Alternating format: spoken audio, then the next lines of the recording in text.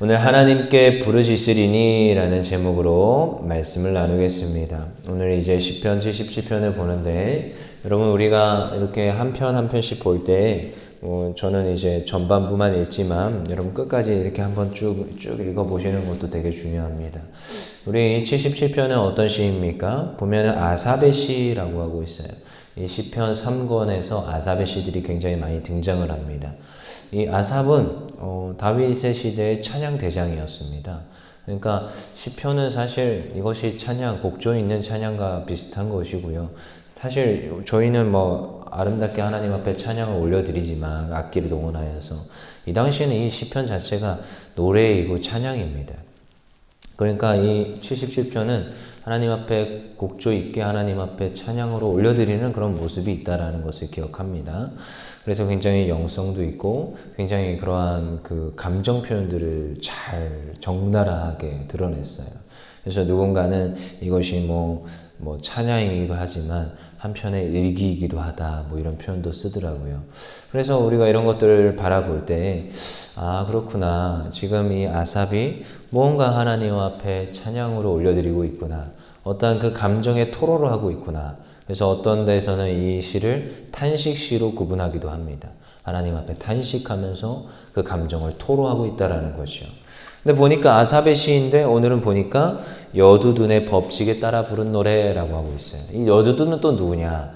그러면 여두둔도 이 찬양대장급 되는 사람이라고 생각하시면 돼요. 같은 급 정도 되는 사람인데 이 지금 우리나라로 따지면 누가 노래를 불렀는데 피트 누구 이렇게 나오죠. 그러니까 거기에 랩을 집어넣었다 이런 피트로 들어가는 경우가 있는데 같이 불렀다 이런 느낌인 겁니다. 그래서 아삽이 여두둔의 어떠한 시들을 참고하여서 썼다라고 좀 쉽게 이해하시면 편할 것 같습니다. 그래서 오늘 이제 지금 아삽의 시가 이제 흘러가는데요. 우리 1절 한 번 더 읽어보겠습니다. 1절 시작. 내가 내 음성으로 하나님께 부르짖으리니 내 음성으로 하나님께 부르짖으면 내게 귀를 기울이시리로다. 내가 내 음성으로 하나님께 부르짖는다는 것입니다. 여러분 사실 이제 여두둔의 시를 카피를 한 건 아니지만 참고를 하여서 이것을 썼다고 한다면 이 아삽의 이 내용을 이렇게 써 내려갈 때 분명히 참고를 해서 썼다. 여두둔의 법칙에 따라서 썼다고 하니까요. 근데 여러분 이것을 제가 생각해 볼 때 여러분 대표 기도를 앞에서 하고 있을 때 여러분들은 그 기도가 내 기도로 들리십니까? 어떤 분은 졸고 계신 분도 있어요. 어떤 분은 다른 생각하시는 분도 있고요.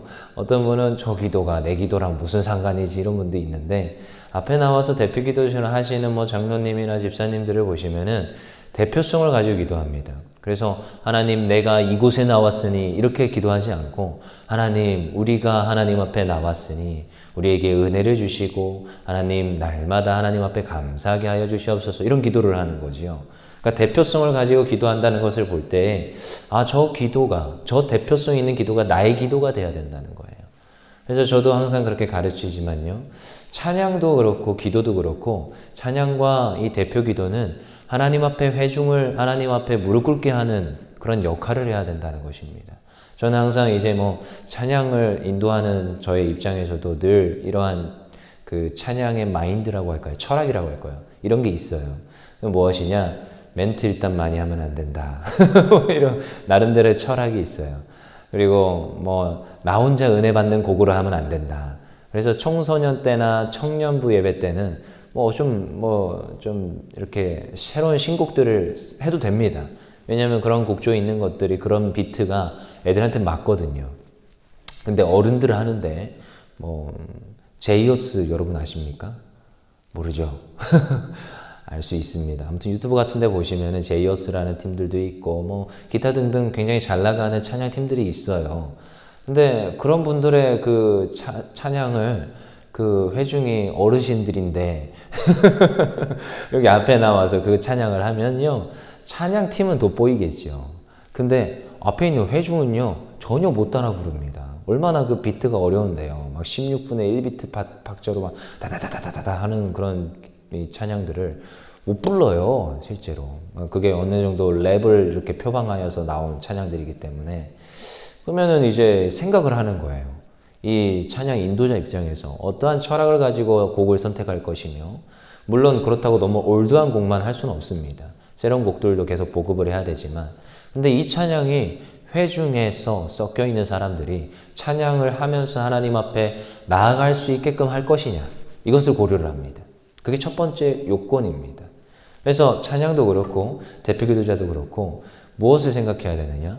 회중으로 하여금 하나님 앞에 나와서 엎드릴 수 있도록, 하나님 앞에 마음을 드리고 나의 의지를 내어드리면서 나아갈 수 있도록 도와주는 역할을 한다는 것이죠. 근데 오늘 무엇입니까? 내가 내 음성으로 하나님께 부르짖으니, 분명 어떤 것을 표방하였는데 그것이 무엇이 됩니까? 내 음성이 되더라는 거예요. 이것은 무엇이냐? 기도할 때 그 대표 기도를 바라보면서 내가 하나님 앞에 부르짖습니다, 이 상태가 된다는 거예요. 여러분, 그래서 저는 정말로 뒤에서 예배를 인도하는 입장이지만 저도 예배에 참여하고자 몸부림을 칩니다. 뭐 카메라 들고 돌아다니기도 하고 하지만 저도 기도 드릴 때 기도하면서 같이 기도에 또 응답하여서 아멘 이런 것들도 하고 하면서 제가 그것을 계속 이게 내 기도다, 내가 하나님 앞에 나아가는 기도다, 그것을 의도적으로 의식을 하면서 저도 예배를 드립니다. 왜냐하면 뒤에서 항상 컨트롤을 해야 되는 입장에서 내가 예배자로 쓸 것인가, 이것도 저한테 항상 의문이고 질문이에요. 제 자신한테 던지는. 그래서 그렇게 노력을 하면서 몸부림치면서 저도 예배를 하거든요, 사실. 근데 이게 우리한테 있어야 됩니다. 내가 내 음성으로 하나님께 나아가는 그 자세. 이러한 어떠한 대표 기도를 바라면서도 그렇고 찬양을 하면서도 그렇고 내가 하나님 앞에 내 음성으로 나아갑니다. 그 다음에 또 뭐라고 하고 있습니까? 하나님께 부르짖으리니. 여러분, 하나님께 부르짖는 기도도 하셔야 돼요. 부르짖는 기도. 특별히 하나님께 부르짖는 기도인데 2절에 보면 나의 환난 날에 내가 주를 찾았으며. 여러분, 이러한 자세가 우리한테 필요합니다. 하나님 앞에 부르짖고 환난 날에 주를 찾는 것. 여러분, 근데 환난 당해 보신 분들은 압니다. 환난 당하잖아요. 그 정도가 약한 환난이라고 할 수 있을지 모르겠지만 여기서 말하는 이 환난은 굉장한 어려움과 굉장한 심적인 무너진 상태예요. 제가 이거 시편 탄식시라고 했습니다. 77편은. 그 뒤에 이제 쭉 보시면은 내용들이 굉장히 어두컴컴합니다. 뭐라고 하느냐? 내가 옛날 곧 지나간 생각을 생각하는데 내 마음에 간구하기를, 밤에 부른 노래래요. 내 마음에 간구하기를 주께서 나를 영원히 버리실까? 나를 지금 영원히 버리신 것 같은 거예요. 나에게 은혜를 베푸지 아니하실까? 지금 나에게 은혜를 전혀 베풀지 아니하는 상태인 것 같은 거죠. 이게 지금 이 시편의 아삽이 말하고 있는 지금 환난의 정도입니다. 나를 버린 상태. 내가 지금 은혜를 전혀 받지 못하고 있는 상태인 거죠. 근데 이때요, 참 엄청나게 힘듭니다. 먹먹한 상태. 한번 예를 들어 볼까요? 저는 그런 거 아니지만, 다른 이제 제가 아는 분이 임신을 하셨어요. 근데 좀 시간이 지났는데, 그걸 뭐라고 그러죠? 계류 유산이라고 하나요? 유산을 당해버린 거예요. 그러면서 그런 소식이 제가 들려왔을 때, 위로의 말도 사실 힘듭니다. 그때는. 그리고 그 사람 입장에서는 그 환난은 글쎄요, 그냥 뭐라고 표현해야 되느냐, 아무런 그런 것도 들리지 않는 진공 상태, 너무나도 어려운 상태, 이루 말할 수 없는 그 상태인 거죠. 그래서 그런 가정에는 사실 우리 기도합시다 이런 말 함부로 던지면 안 됩니다. 장례식장도 똑같이요. 장례식장도 그게 있습니다. 저도 장례식장 가기 전에 항상 확인하는 것이 어떻게 돌아가셨느냐. 네. 오토바이 사고 나서 돌아가신 장례식장도 제가 가봤거든요. 시체 상태가요, 어마어마합니다. 거기 가서는요, 함부로 말하면 안 돼요. 대표 기도도 엄청 조심해야 됩니다. 대표 기도도. 거기 가서도 장로님이나 집사님들이 이렇게 대표 기도를 하잖아요. 위로 예배할 때. 그때 그 단어 선택에 있어서도 굉장히 조심해야 돼요. 거기서 우리에게는 소망이, 우리는 모두 다 천국에서 만날 줄 믿습니다. 이런 유의 것을 설교를 하기도, 물론 그게 맞지만 굉장히 조심스럽다라는 거예요. 지금 처해 있는 유가족들의 상태. 여러분, 우리가 이런 것들을 생각을 해봐야 됩니다. 환난 날에 어떠한 환난의 상태인 것인가? 근데요, 참 환난 날에 때로는 좀 정도가 약한 환난을 볼까요? 그러면 환난이 딱 닥치면 사람들이 하는 액션들이 있습니다. 무엇을 하느냐? 문제를 해결하려고 하고 그 환난은 어떻게든 간에 해결을 하려고 합니다. 당장 응답 받으려고 하고 하나님 앞에 부르짖어서 하나님 앞에 그래도 이건 양호한 상태예요. 저 그 뒤에 뭐라고 합니까? 내가 주를 찾았으며 내가 하나님께 부르짖었으며 야 그래도 이거는 양호합니다. 근데 대부분 주님 앞에 올까요 안 올까요? 안 옵니다. 환난을 당하고 어려움을 당하면 당장 세상으로 찾아가서 일단 문제를 해결하려고 하고 사람들의 도움을 구하려고 합니다. 제가 진짜 많이 봤습니다. 그래서 이렇게 막 모든 문제를 다 해결하려고 애쓰다가 자 그걸 문제가 해결이 됐으면 그건 환난의 정도가 약한 거예요, 사실. 근데 아무튼 해결이 안 됩니다. 그리고 끝끝내 누구한테 찾아오는지 아세요? 하나님 앞에 찾아오고 물론 교회에 찾아와서 목사님한테 찾아옵니다. 참 아이러니하죠. 그래서 항상 그 목사님이 이렇게 하는 말을 들었어요. 조금만 일찍 찾아오지. 왜 이제야 찾아오냐. 이 너무 늦어진 거지요. 특별히 뭐 법적 재판, 공방 이런 것들을 놓고 봤을 때 조금만 더 일찍 와서 액션을 취했다면 이겼을 것 같은데 왜 이제 찾아와가지고 이게 지금 이렇게 문제가 되게 했느냐라는 것을 얘기하는 것을 어릴 때부터 몇 번 보고 자랐습니다. 참 안타깝죠. 누구한테 부르짖어야 된대요? 주를 찾았으며 야 그래도 이건 양호합니다. 근데요 주를 찾았더니 어떻게 하세요? 1절 후반절에 하나님께 부르짖으면 내게 귀를 기울이시리로다. 여러분 이 1절에서 이미 끝납니다. 이 뒤에는 이제 내용이에요. 어찌 했고 라고 하는데 1절에 굉장히 많은 것을 참 함축하고 있어요. 내가 부르짖었습니다. 근데 부르짖었더니 내게 귀를 기울이십니다. 이게 어찌 보면은 하나님의 응답입니다.